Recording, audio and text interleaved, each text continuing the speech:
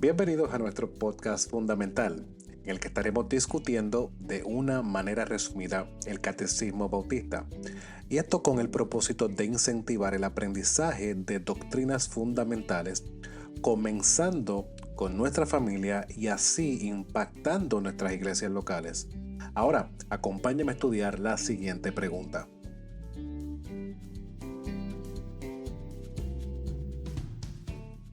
Pregunta número 18. ¿Cuál fue el pecado por el que nuestros primeros padres cayeron del estado en que fueron creados? La respuesta: el pecado por el que nuestros primeros padres cayeron del estado en que fueron creados fue que comieron del fruto prohibido. Ahora quiero que veamos lo que nos menciona la Segunda Confesión de Londres en su artículo número 6, párrafo número 1, que habla del tema de la caída del hombre, del pecado y su castigo. Y cito: aunque Dios creó al hombre recto y perfecto y le dio una ley justa, la cual habría sido para vida si el hombre lo hubiera guardado, y amenazó su transgresión con la muerte, aún así el hombre no permaneció mucho tiempo en esta posición de honor, usando Satanás la sutileza de la serpiente para seducir a Eva, y luego por medio de ella seduciendo a Adán, quien sin ninguna compulsión al comer del fruto prohibido transgredió voluntariamente la ley de su creación y el mandato que se les había dado, lo cual agradó a Dios permitir conforme a su sabio y santo consejo, habiéndose propuesto. ¿Qué podemos ver de todo esto? Bueno, el artículo número 6 nos está mostrando la realidad de cómo nuestros padres Adán y Eva voluntariamente, sin ninguna compulsión, como nos dice, comiendo del fruto prohibido, transgreden voluntariamente a la ley de la creación. ¿Cuál es la ley de su creación? Bueno, lo que Dios había revelado. Pueden comer de todo árbol, del fruto del huerto, menos del árbol del bien y del mal no pueden comer. Por tanto, cuando coman de ello, morirán. O sea que la realidad de su desobediencia traería consecuencia de muerte. Sabemos la realidad que Adán no muere, pero si es expulsado, ya su relación con Dios no era la misma de antes, y por lo tanto entra la realidad de que su cuerpo va a comenzar a decaer, lo cual terminaría con su muerte. Por lo tanto, vemos la realidad de la desobediencia de nuestros padres Adán y Eva culmina en la realidad de la entrada de la muerte por causa de su desobediencia. Pero si dejamos la historia ahí, todo terminaría tétrico, todo terminaría sin esperanza. Pero no es lo que la Biblia nos muestra.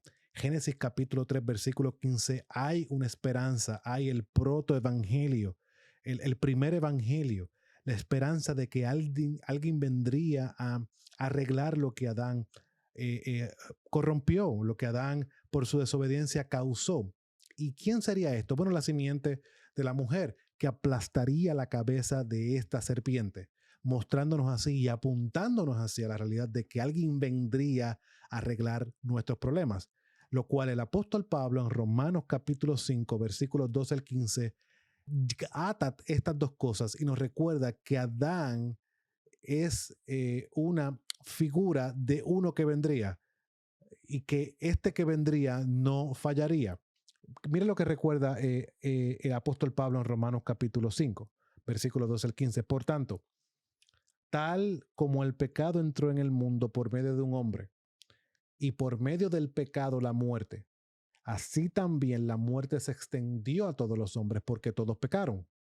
Pues antes de la ley había pecado en el mundo, pero el pecado no se toma en cuenta cuando no hay ley.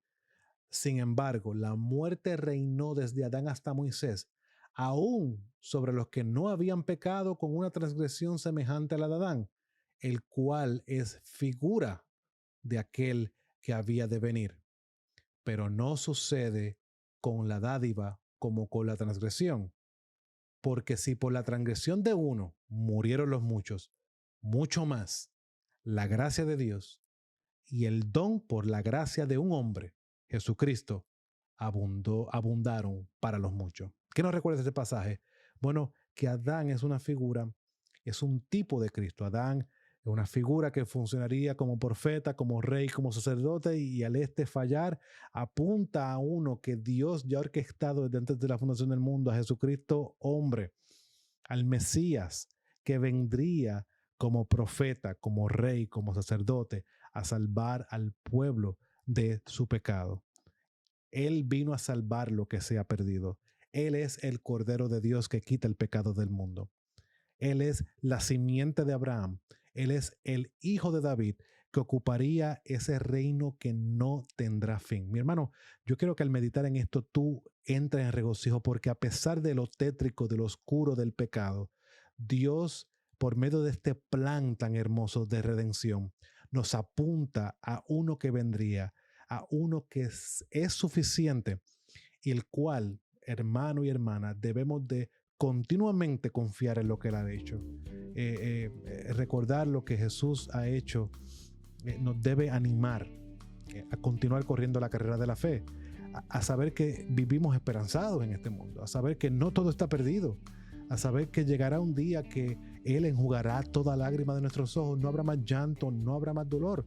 Por lo tanto, hermano y hermana que me escuchen, nuevamente te exhorto, te animo a que medites en estas verdades y que la gracia y la paz de nuestro Señor Jesucristo esté con cada uno de ustedes. Dios los bendiga.